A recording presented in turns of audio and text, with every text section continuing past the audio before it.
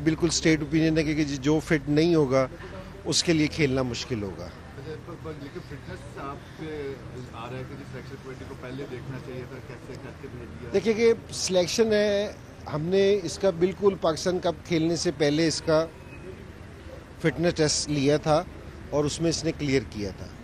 अब फिटनेस ये नहीं है कि जी आपने एक दफ़ा क्लियर कर लिया तो आपने उस फिटनेस को अपने मेंटेन नहीं करना। ये सारों को पता है कि जिस टाइम भी कोई पाकिस्तान टीम टूर पे जाता है, टूर से पहले ऑस्ट्रेलिया भी ये हुआ था, वेस्ट इंडीज़ में भी ये हुआ था, हम सारे पहले इस चीज़ को करते हैं और ये सारे प्लेयर्स को पता था।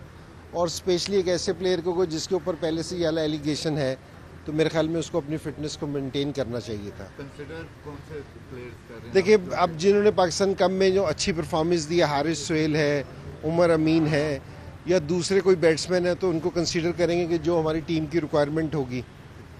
ठीक।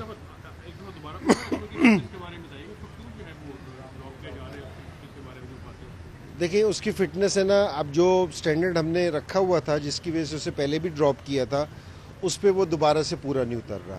ये नहीं है कि जी अगर आपने एक दफ़ा फिटनेस मैंने पाकिस्तान कप जाने से पहले मैंने खुद उसका फिटनेस लिया था, उसने वाला क्रॉस किया था कि जी 17, लेकिन इसका ये मतलब नहीं है कि जी आपने एक दफ़ा क्रॉस कर लिया तो दोबारा आप है ना अपनी फिटनेस वापसी ले आए।